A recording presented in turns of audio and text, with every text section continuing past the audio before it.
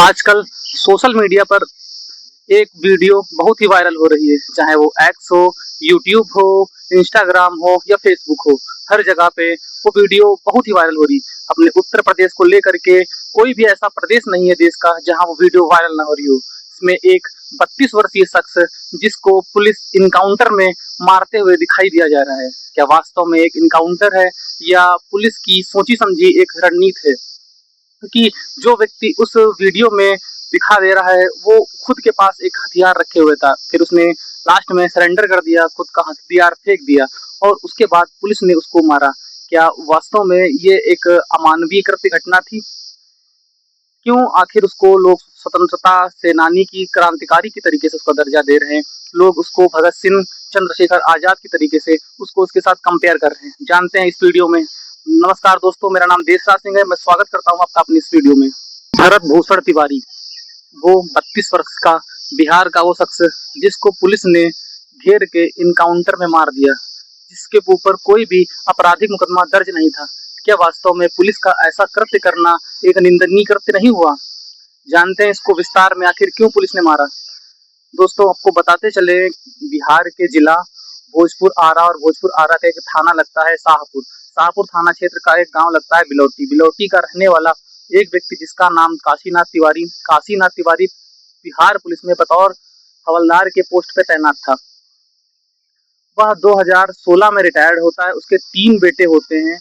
बड़े बेटे का नाम बसंत तिवारी, दूसरे बेटे का नाम था भरत भूषण तिवारी और तीसरा जो सबसे छोटा बेटा था चंदन तिवारी। इसमें से उसके बड़े बेटे की शादी हो गई होती है और जिसका दूसरा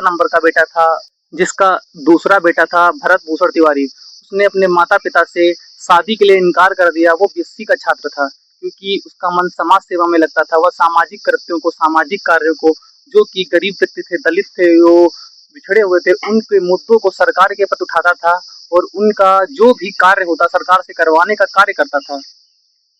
इसी के चलते उसने अपने घर वालों से मना कर दिया था और उसके घर वालों ने भी हामी कर दी थी।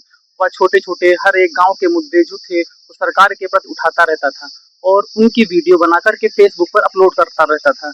इन्हीं चीजों को चलते चलते उसने एक बार कुछ ऐसे वीडियो अपलोड कर दिए जो सरकार के नजर में आए और वहां के जो क्षेत्र पुलिस थाना थे शाहपुर तक पहुंच गई। उसकी वीडियो बहुत ज्यादा वायरल हो रही थी क्योंकि वह अपने कार्य केवल सामाजिक कार्यों की तरह अपना रुझान रखता था। वह हर एक जो नेता या मंत्री के द्वारा दिए गए भाषण, किए हुए वादों को पूरा न करने के लिए उन पर वीडियो बनाकर उन पर टिप्पणियां करके सोशल मीडिया पे डाला करता था। ऐसा ही कृत्य एक बार उसके सामने जब आया, सामाजिक कार्यों का उसका रुझान था और सामाजिक कार्यों में हमेशा बढ़ करके हिस्सा लेता था। जहाँ कहीं भी ग्राम पंचायत या आसपास के क्षेत्रों में ब्लड डोनेट जैसे कैंप लगते थे, वहां पे वो अपनी आमद दर्ज कराता था। ये कहानी कहाँ से शुरू हुई आपको बताते हैं कि 2025 की जुलाई का महीना था और शाहपुर प्रचंड जो लगता है उसमें एक जवनिया गांव लगता है। जवनिया गांव में जब बाढ़ का प्रकोप आया, गंगा नदी जब बहुत तेजी के साथ बढ़ रही थी, तो उसी बहते बहते पानी में जवनिया गांव के लगभग 109 परिवार के जो सदस्य वह बह जाते हैं। जब वह बह जाते हैं तो उसके बाद फिर उन परिवारों को विस्थापित करने के लिए बिहार प्रदेश की सरकार अपनी तरफ से काम करना शुरू कर देती है। उन्हें दरअसल बिलौटी गांव के बाहर ही झुग्गी झोपड़ी उनकी तैयारी की जा रही थी, उनकी पूरी विस्थापित करने की जो प्रक्रिया चल रही थी। लेकिन इसी बीच में एक सामना हो जाता है भरत भूषण का। भरत भूषण तिवारी ने जो गांव में देखा कि आखिर क्या चल रहा है, लोग कहाँ से आए हैं, तो वो वहां जाकर उनसे पूछता कि बाद में उनको जिस जगह पे बसाया जा रहा था वास्तव में वो जगह सेफ नहीं थी। भरत तिवारी ने जब देखा कि ये क्या कार्य चल रहा है और वहां के लोगों को जाकर उसने जब पूछा तो उन्होंने बताया कि हमारा गांव बाढ़ में बह गया था, इसीलिए हमको सरकार दूसरी जगह रहने के लिए जगह दे रही है। तो उनसे बात करने के बाद भरत तिवारी ने बताया कि आप लोगों को जो जगह दी जा रही है वास्तव में ये भी बाढ़ आने पर बाढ़ में डूब जाती है, लेकिन तुम लोग चिंता मत करो, मैं तुम्हारे लिए सरकार से आवाज उठाऊंगा। इतना वादा करके वो वहां से चला जाता है। बाद में वो उन लोगों को वादा करने के बाद सरकारी दफ्तरों के चक्कर लगाने लगा, उनके रहने का सही इंतजाम हो जाए, उनको लाइट सही मिले, उनको व्यवस्थाएं सही मिले, उनको सड़क सही मिले। इसके सापेक्ष में वो सरकार के पास बार-बार जाता था। सरकारी प्रशासनिक जो कार्यकर्ता थे, जो वहाँ के सरकारी कर्मचारी थे, कुछ दिन बाद उसको पागल घोषित करने लगे कि ये पागल व्यक्ति है। लेकिन फिर भी वो समाज के कार्य को एकदम सही तरीके से करने का प्रयास कर रहा था। जो उनके साथ वादा किए गए थे, उनको सही से निभाने का कार्य कर रहा था। लेकिन जब अधिकारी ज़्यादा परेशान होने लगे, तब उसको वहाँ से आता देख के तुरंत ही भगा देते थे कि ये तो पागल व्यक्ति है। डॉक्टरों के चक्कर लगा के परेशान हो गया।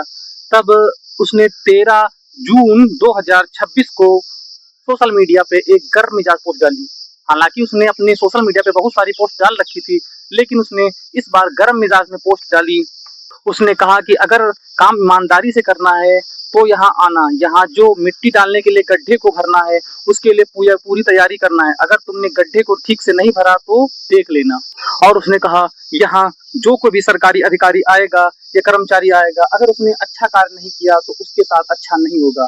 इस तरीके से उसने धमकी भरी पोस्ट फेसबुक पर डाली और उसकी पोस्ट ट्रेंड करती गई और वो घूम के जिस थाने से वो बिलोंग करता था उस थाने तक, वहाँ के स्थानीय पुलिस तक उसकी पोस्ट पहुंच गई। पोस्ट स्थानीय पुलिस के पास पहुंच जाती है तो स्थानीय पुलिस उसको भरत तिवारी को ढूंढने के लिए उसके घर पर जाती है। एक दिन उसके घर पर जाती है तो उसके माता पिता मिलते हैं, तो उसके माता पिता कहते हैं कि वो मानसिक रूप से बीमार है, परेशान है, थोड़ा विचलित रहता है, तो उसके साथ अच्छा व्यवहार किया जाए, और इतनी सब बात होती है। लेकिन वो वहां पर उसको नहीं मिलता है। उसके अगले दिन फिर पुलिस उसको ढूंढने के लिए जाती थी तो भरत तिवारी उससे लहराते हुए कट्टे को जो हाथ में पकड़े हुए था बात कर रहा था। वहाँ के जो स्थानीय शायद दरोगा थे, जो भी थे, उनसे लहराते हुए बात कर रहा था। किसी ने उसकी वीडियो बना ली, वो भी वीडियो उसने सोशल मीडिया पे फेसबुक के पोस्ट पर पोस्ट कर दी। वो भी वीडियो इतनी वायरल हो रही थी, प्रथम दृष्टया देखा जाए तो वीडियो एक ऐसा लग रहा था कि एक नाटक है, जो कि लोगों को लग रहा था कि एक पुलिस वाले से ये केवल मजाक के तौर पर वीडियो बनाई गई। लेकिन वास्तव में बात पता चलने लगी कि ये एक सत्य घटना है, जिसपे उसने पुलिस वालों को कट्टा लगाकर दिखाया, जिससे बिहार पुलिस की छवि धूमिल हो गई। शायद उसी में उनका ईगो हर्ट हो गया। लेकिन अगले दिन जब उसको पुलिस मिलने के लिए फिर घर पे आई तो जितने पुलिस वाले साथ में उसके आए थे, सब ने बुलेट प्रूफ जैकेट पहन रखा था। इसके बाद में जब वहां पे भरत तिवारी को बुलाया गया तो भरत तिवारी ने फेसबुक पर लाइव जाते हुए पुलिस वालों के सामने अपनी बात रखी। उसने एक फायर भी की, उसने अपनी बात रखी कि हमारी बात को माना जाए, जो सरकारी मुद्दे हैं, जो नेता या जो भी नेता मंत्री हैं अपने वादे करते हैं, उनको वादों को पूरा किया जाए। उसने अपनी मांगे पुलिस वालों के सामने रखी और उसने जो भी वहाँ पे जो भी रोड बननी है, जो भी पटाई होनी है, उसके बारे में कहा। लेकिन पुलिस वालों ने उससे कहा कि तुम हथियार फेंक दो और अपने आप को सरेंडर कर दो। बाद में उसने अपना जो मांगे रखने के बाद में जब पुलिस ने उसको आश्वासन दिया कि हाँ तुम्हारी मांगे पूरी की जाएंगी, तो उसने अपना हथियार फेंक दिया। उसको हथियार फेंकने के बाद में भी पुलिस वालों ने उसके ऊपर गोली चलाई। गोली चलाने के बाद उसकी मौत हो गई। जब उसकी मौत हो गई, उसने फेसबुक पर उस टाइम वो लाइव चल रहा था, लाइव वीडियोस की इतनी वायरल हो गई कि पूरे देश के कोने कोने में सोशल मीडिया के जरिए पहुंच गई, जिसमें उसकी जो मांगे थी वो सामाजिक मुद्दा उठा रहा था और समाज के कार्यों को सरकार के सामने रख रहा था। यही एक अपराध था। क्या सरकार के प्रति जो मुद्दे हैं, सामाजिक मुद्दे हैं, इनको उठाना एक अपराध है? भरत तिवारी ने उठाया, क्या उसने अपराध कर दिया? क्या इसके लिए पुलिस उसका इनकाउंटर कर देगी?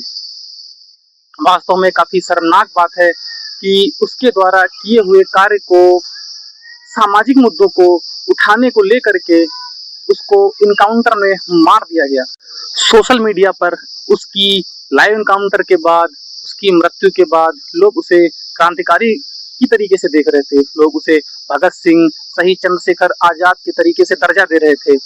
लेकिन कहीं ना कहीं देखा जाए कि सरकार में जो बिहार की पुलिस ने किया है, क्या एक ये सही है? जबकि उसके रिकॉर्ड में इससे पहले कोई आपराधिक मुकदमा उसके ऊपर कोई दर्ज नहीं था। बस उसकी इतनी गलती थी कि वो समाज के मुद्दों को उठा करके सरकार के सामने रख रहा था, जिससे जिससे लोगों को समस्या का सामना न करना पड़े, जिससे लोगों की जो समस्याएं हैं सरकार के पास पहुंच जाएं और वो हल हो जाएं। इन बातों को रखना क्या गलत है? क्या इसके लिए सरकार ध्यान नहीं देगी? क्या भरत तिवारी के जो केस में हुआ है, उसका लाइव इनकाउंटर करके जो उसको मार दिया गया है, या कहें उसका एक हिसाब से कत्ल कर दिया गया है, क्योंकि जिस तरीके से उसने कृत्य किया था उसके लिए उसका एनकाउंटर करना तो सही नहीं बनता है। क्या सरकार इसकी जांच करेगी? क्या करती है इसमें सरकार? देखते हैं आगे क्या होता है। तब तक के लिए नमस्कार।